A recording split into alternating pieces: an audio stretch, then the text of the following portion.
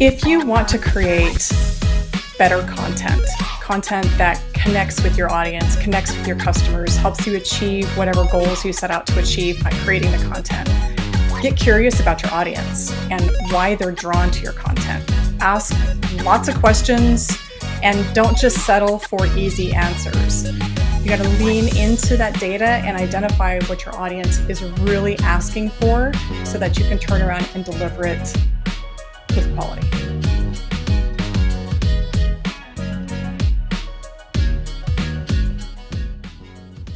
Good morning, good evening, good afternoon, wherever you are and wherever you're watching from. My name is Matt Pierce, host of the Visual Lounge, where we talk about using images and video in the workplace. Today, we're going to take a little bit of a different path. We're going to talk not just about images and video, but we're going to talk about the experience and making content that really connects with people. Because whether it's images, video, written, it's audio, whatever it might be, if that content doesn't connect, you've got problems, right? You want it to be able to reach to your audience and really speak to them and help them to act, move, do, change behavior, whatever it might be that you're trying to do. So our guest today is fantastic. So let's go ahead and introduce Sunny. Sunny Hunt founded Austin-based consultancy Hunt Interaction. She brings over 20 years of marketing experience developing strategies, driving change, and delivering positive results for B2B tech companies. Sunny's worked with a wide array of B2C and B2B companies in many different industries, helping them gather and leverage customer insights to quantify customer value and implement realistic strategies that support expanding customer value. Her expertise is rooted in customer experience, conversion rate optimization, and integrated marketing communications. Sunny is also a certified customer lead growth and product-led growth consultant. She's basically a self-described nerd about all things related to customer insight and creating customer connections. With that said, please help me welcome Sunny Hunt to the Visual Lounge. Hi, Sunny.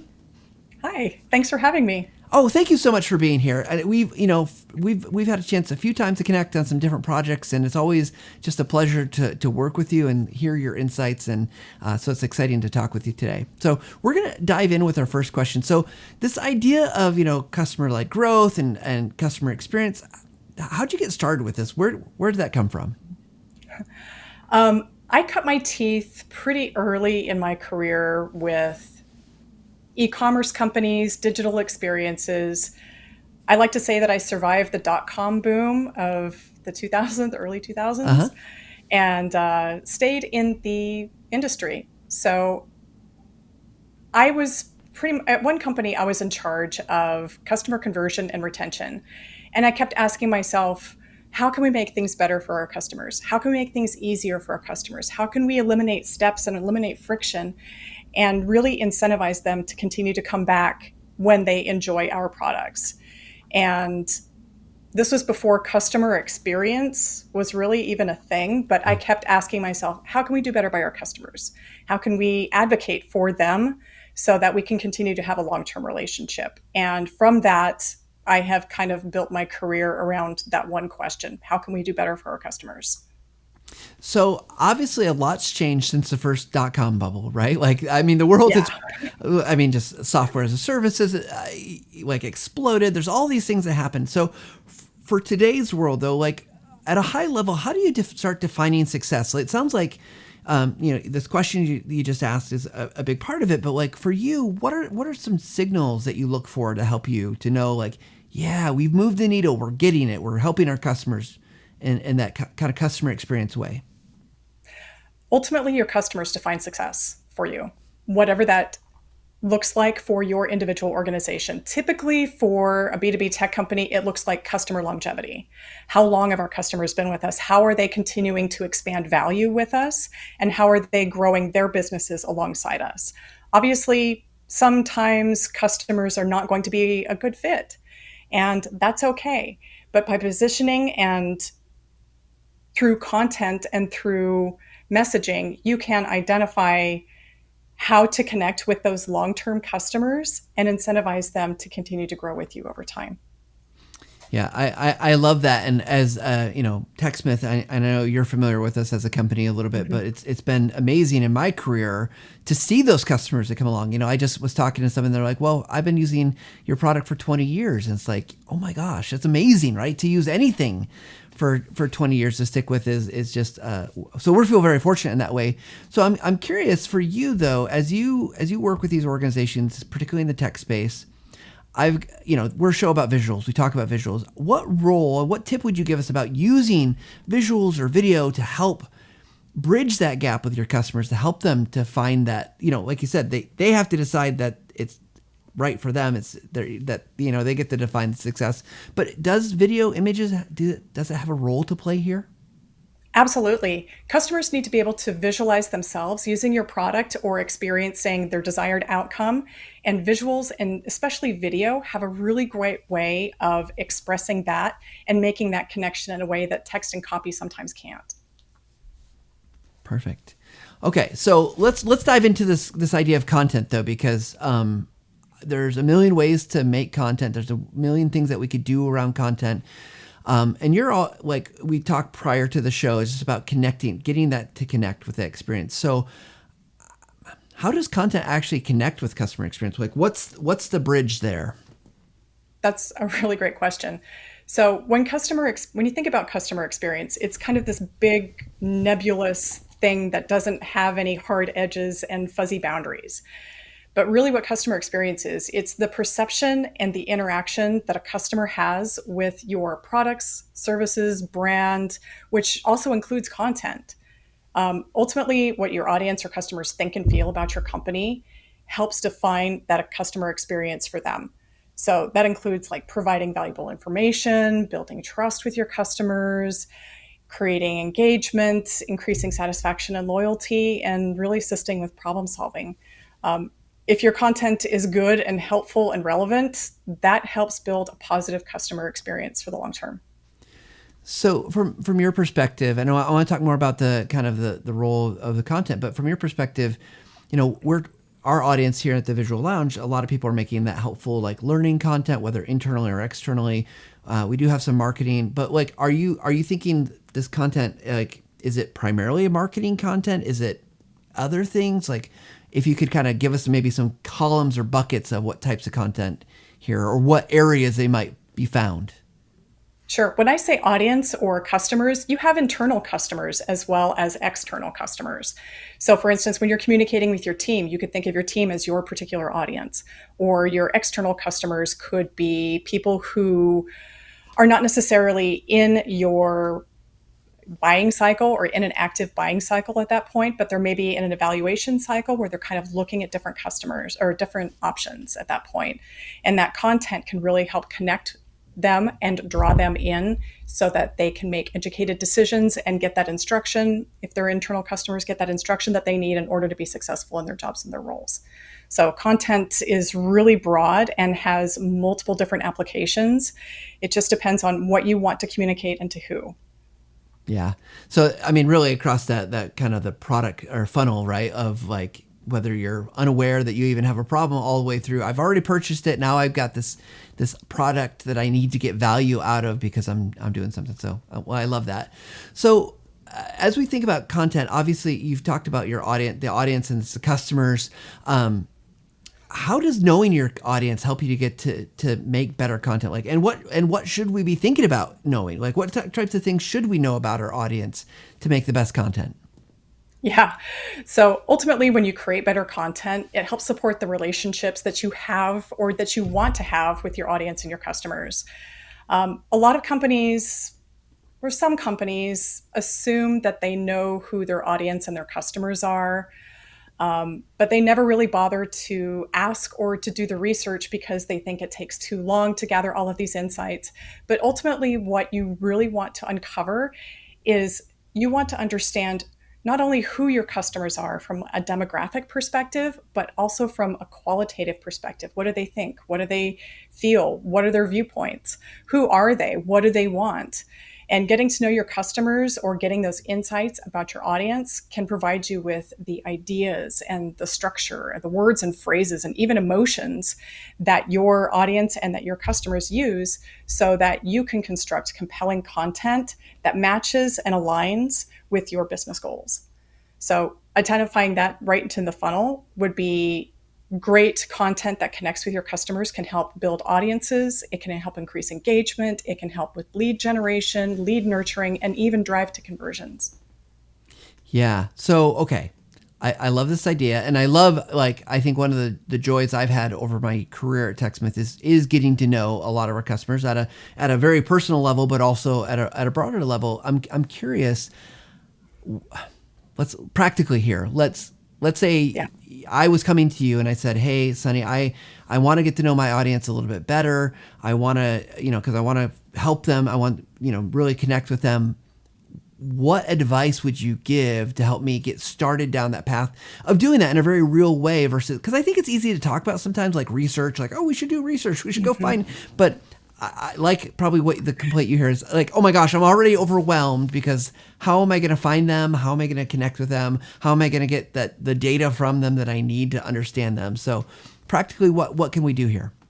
Yeah, capital R research is really intimidating, especially when you have a full plate and you have no idea how you're actually going to get more things done with the same amount of time and resources you currently Right. have. So it's really easy to just lean on demographic information for your customers and then just stop there. And which is, it's helpful if you want to set up Facebook and Google ads, but it doesn't really tell you the why of why your audience and why your customers are interacting with your content and ultimately purchasing your products or engaging with your company in some meaningful way. The real gold lies with qualitative data. The qualitative data gives you that why they like this, why they don't like that, why they trust this, or even why they chose your product or content or even like a webinar over competitive options. And you can really get that with data that you already have about your customers. So you can take the extra step and you could run surveys, qualitative surveys, or you could do one on one customer interviews. But the sources of information that you already have are your customer support tickets, your product reviews that you have like on G2. And you also have treasure trove in sales calls. And you can go through and listen to those sales calls and watch those reviews as they come in and really understand what people are needing help with their support tickets and pull out some of those common themes and concepts and even words and phrases that you hear over and over again and use those to guide a content strategy and even execution. Yeah, so I love that it's very practical, right? Because we're already doing tech support, we're already doing these things, product reviews, all those types of things. So it makes sense that you would just start there and just start kind of, I guess, almost like categorizing, like, okay, we heard this, we saw that. So I love that very practical approach to getting this without maybe having to have an extra lift, a burden of, and I love that capital R research, the hard research, right? Yeah. Yeah. It doesn't have to take a lot of time. It doesn't have to be like a 6 month endeavor in order to get really juicy qualitative research and customer insights that help you move your content and honestly move your marketing forward. It can be as short as a couple of days worth of effort in order to get some really amazing nuggets of wisdom and insight from your paying customers. So I want to take a little bit of a curve here, just because I think that, like, I love this. Gather the research, let that guide your content strategy, let that guide how you're going to connect with your audience. I would imagine that 50% to 90% or more of people listening to this are going to say, like, cool, I can do that. I can get the research. I can get the insights. I can start understanding who my audience is better, what they're talking about, kind of the sentiment that they have.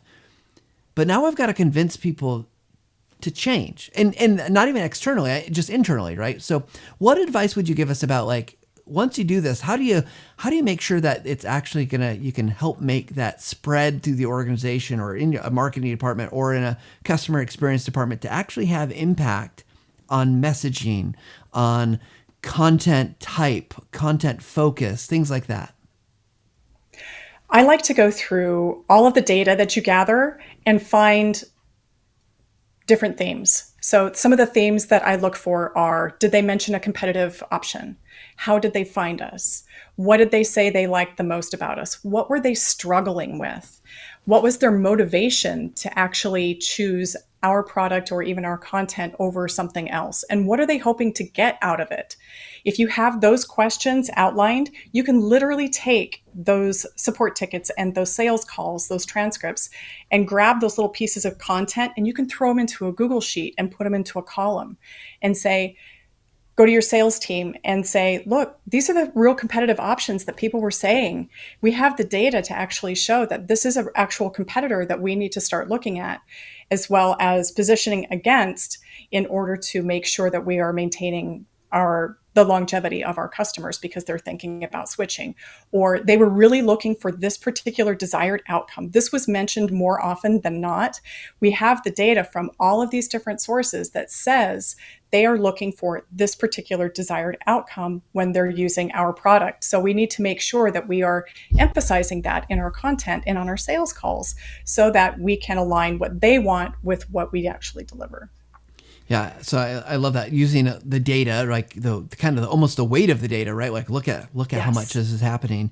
I Yeah. imagine like a word cloud would also be something very valuable here, right? Like dump it into if you got singular terms, build a word Yeah. cloud that's like, look, that's our competitor's name versus these other Yeah, things that they're mentioning. it's also really helpful if you can say like we pulled 120 support tickets and of those 120 support tickets, 36% of the support tickets mentioned this competitor, or 25% of support tickets mentioned that they were looking for this particular desired outcome. So if you can quantify a qualitative measure, that makes it infinitely more powerful and more persuasive, especially when you're making a business case internally. That's awesome. So one of the things that's a hot topic these days, as you know, is the use of AI.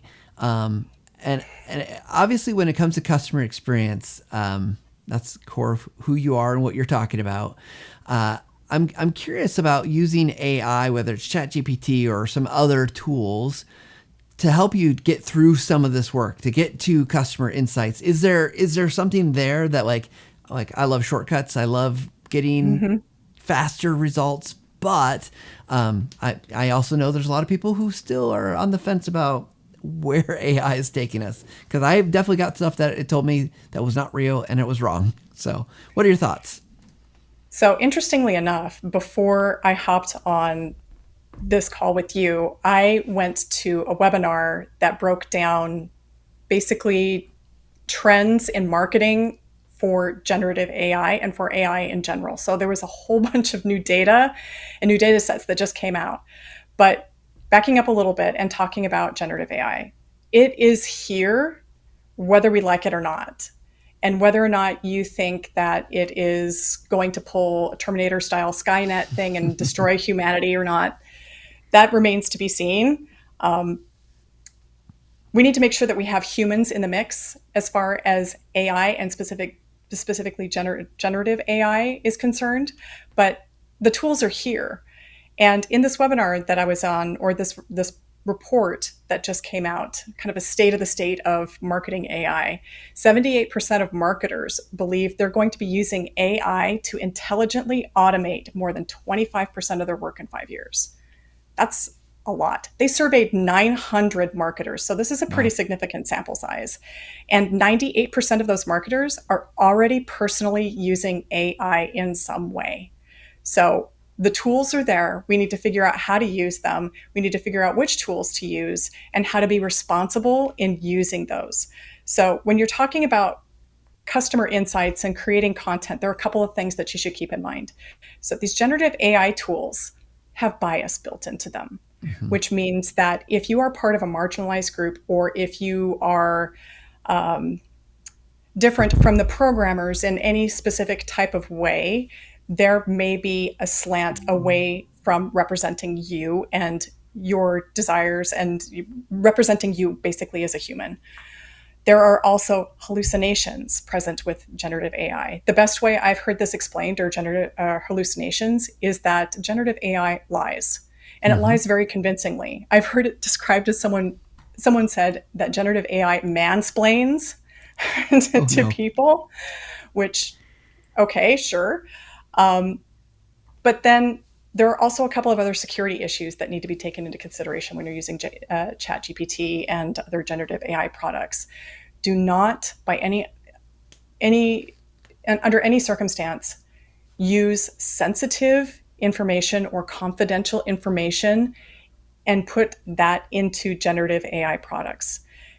There is a lack of security in these, and anything that is used to as a prompt in generative AI tools could possibly be used as training data. So you don't want to be taking your profit and loss statement and plugging it into ChatGPT and asking for some type of optimization on costs. That's like not a good thing. You also don't want to be taking sensitive customer information and plugging it into any type of generative AI tool. The only exception to that is if your IT department says that it's okay because the generative AI tool that you're using is locked down specifically for your organization or your industry vertical in some way, shape, or form, or it has been certified that, yes, this is okay to use in this particular way. Also, generative AI tools, when you're creating content, it lacks voice of customer data. So it doesn't have the ability to pull those words and phrases or emotions out of the source data that you used in order to generate all of this qualitative data. So it may miss something that's really important. Mm-hmm. And it's kind of a business risk at this point. I'm going to say this as of today because these tools are evolving at a frightening pace.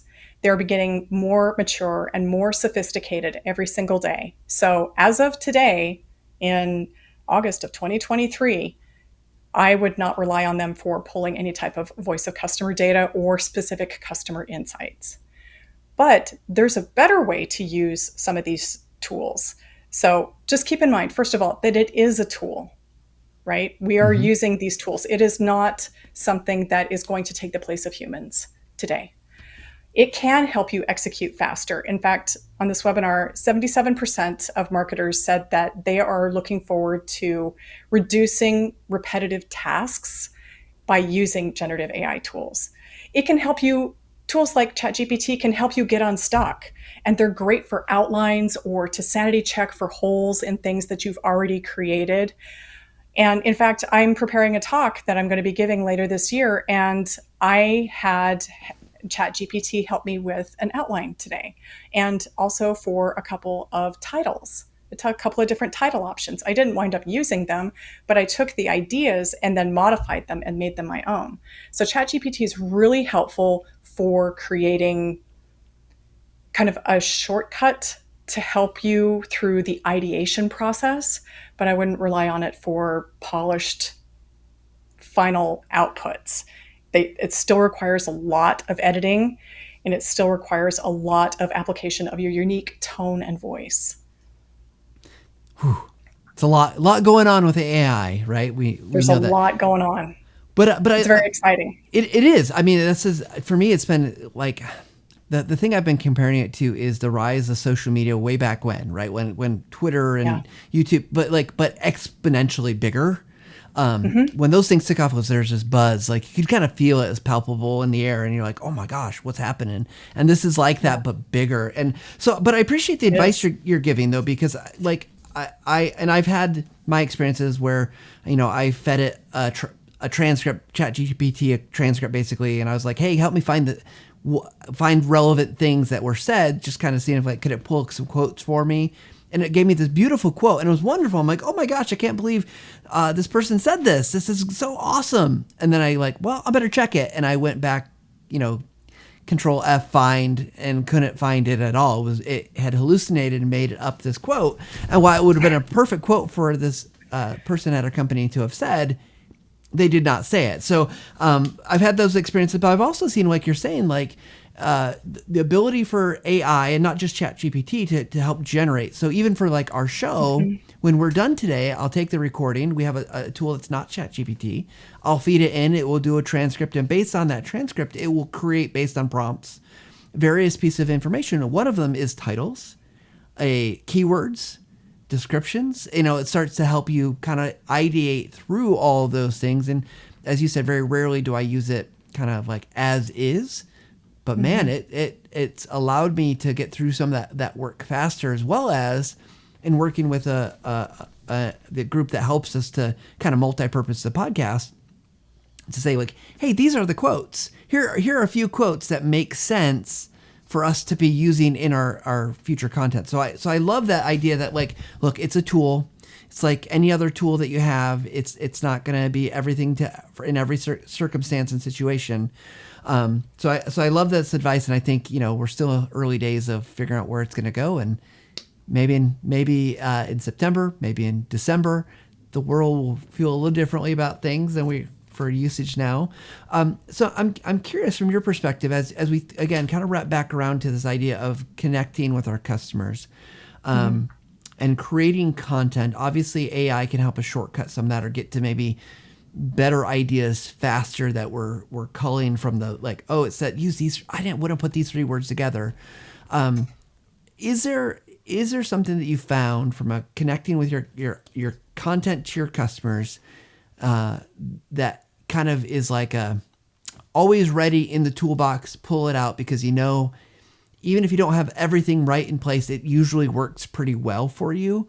I know that's probably asking a lot of, like, do you have one secret tool that you use all the time, or one secret process or whatever? But like, I'm really curious, because I know I have go-to things that I do, and I'll run those thinking of a program. I run those very frequently. Like, well, I know how to do this, so let's do that. But do you have like kind of key things in your toolbox that help you connect with customers? Yeah, I actually have kind of a North Star that I use for connecting with customers, and it's a jobs to be done statement.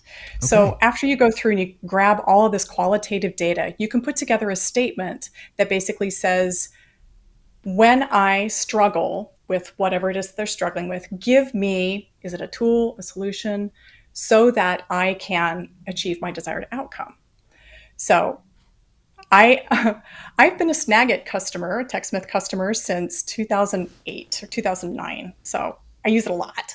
So if we were to write a jobs to be done statement for Snagit, you could say something like, when I need to communicate quickly with my team without writing a long email, give me a tool that allows me to record a video so that I can save time, answer questions quickly, and give my team the instructions they need to be successful. So that statement would kind of act as a North Star anytime I start writing content. Like, what do they really want out of this particular product? What is it that they're really struggling with? How can we actually lean on the things that they're struggling with and connect those to our particular solutions so that they can achieve their desired outcome? And really focus on those things in order to basically reverse engineer a statement into creating content that connects. I love that idea, right? Because it all of a sudden I'm starting to think, okay, well, what pieces of information does this person need to know in terms of wherever they are in their journey, right? Like, well, what's Snagit? Like, what's like, can I like even answer your question? Can I make a video? Like, or can I, like, where would I put a video? What, or how would I do? Like, I'm starting to think like I could ideate for, 10 minutes. The question tree just kind of like grows from there. Yeah. Well, I absolutely love that. And I think that's a great piece of advice. And thank you for sharing that. I'm going to message people afterwards, like, hey guys, have you heard this statement? No, this is super helpful. And I love that, because I can see also the other things that we talked about in terms of like gathering the research, doing the kind of helping that guide the North Star creation. So that way then you're fulfilling kind of what all the right parts and pieces to tie this back together, so that when your audience does come along, it resonates immediately. So, well, Sunny, this has been awesome. I think it's time that we transition into what we call our speed round. For those who are new to the podcast, speed round questions are quick, fast answers to questions that Sunny has no idea that what they are going to be asked, because they're going to be determined by a dice roll. So let's go ahead and dive in.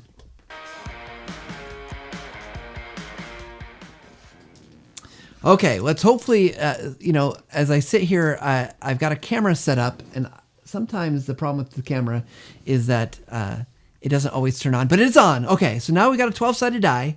I'm going to roll this die, and we're going to we're Sonny, I can't change it. It's just going to be the question you get. So the first It's one, fate. oh, we are on a one, which is a great question. So pulling up number one here. Sonny, for you, where do you turn for inspiration? Obviously, you're brilliant. You've got so many great ideas. You know a ton, but like kind of that well. Think about that well of inspiration that you're maybe drawing from regularly. Where do you turn? Right now, like real talk, Yeah. it's TikTok. Okay. So I love the creativity that I find from different accounts on TikTok. Sometimes it's just pure fun, sometimes they're trends, sometimes it's educational content that really piques my interest and teaches me something in a real small, snackable size. Or sometimes it's just an account that's beautiful and brings me joy. Um, but I always take note of the things that I want to save or the TikToks that I want to save. And then I stop for a second and think about why is it that it connected with me? What is it about this content or this creator or this message that really resonated with me so that I'm always learning, I'm always growing, I'm always figuring out something new, or I can just save something that brings me joy when I need a little piece of joy in my life. Yeah, I love that. And I'm going to be honest, I have not gotten into TikTok, and only because I know myself. And I know that it's like my eating habits. I'm going to binge, and it's not going to be good for me. Yeah. So I've been very My cautious. screen time is pretty high right now. But I love that, right? Because there is inspiration. People are so creative and clever, and there's Yeah. so many amazing things that they're doing, and it really is impressive. So I love that as a real talk kind of answer, right? That I think that the trick is for us is to find inspiration in all those things, but like that's the kind of the current vibe, and go with that. So lean into it. I just know I Yeah. can't because I've got a job to do. Self awareness is a good thing. Yeah, absolutely. All right, well, let's go on to our next dice roll. So let's get rid of this number one. And here we go, dropping it into the tower. Oh, and the line is underneath the bottom, so that is a 6. So here we go with our question 6. Oh, this is a tough one, Sonny. Remember I mentioned at the beginning, before when we were prepping, that sometimes it stumps people. This is one that stumps people.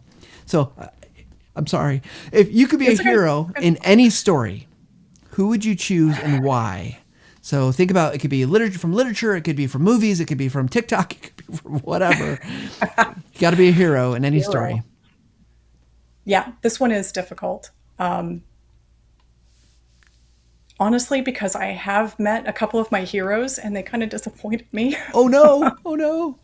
So I'm always looking for new heroes. And I think that the heroes that I look for or that I appreciate are the unnamed heroes, the people who overcome odds or who aren't expected to win, but find a way either through resilience or creativity or sheer luck in order to persevere and win.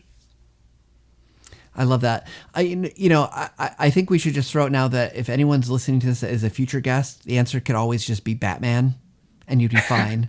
But Batman. that's right. But I love that. I love that you took it to the real world, because yeah, I mean, I think there's a lot of people who do a lot of good or are very impactful that don't even know it, right? Like I've got people in Yeah. my life that are like that. I look to them like, you are awesome. And I don't think you know, but you're awesome. So I love that.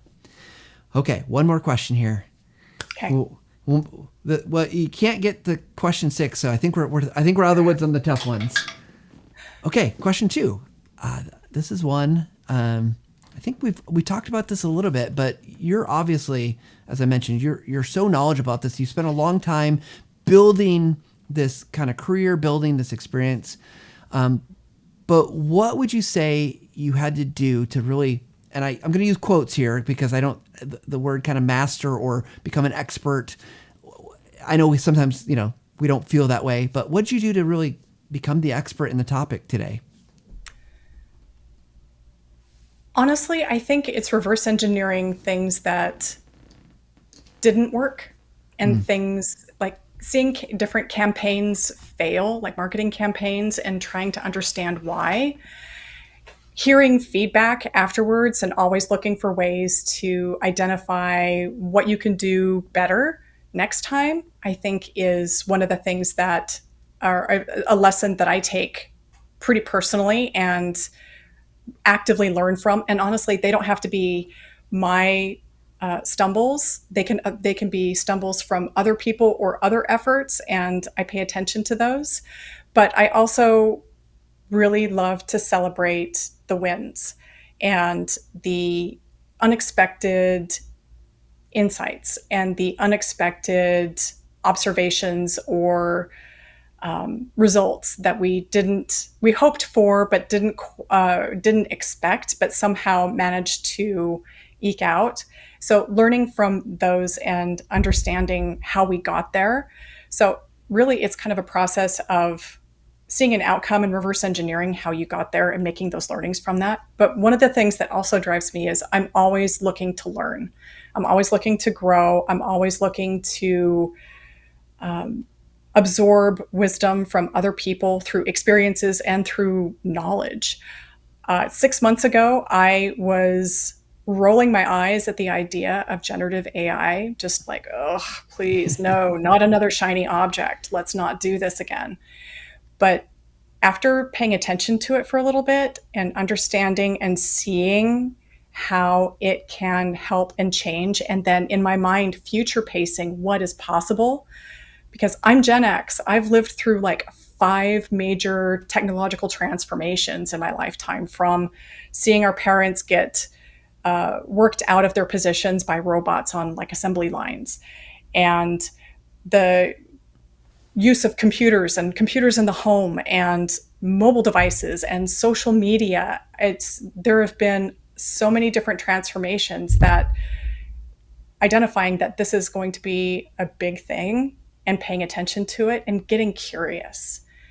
I think honestly, that's how you continue to master any topic, is to continue to be curious and to learn.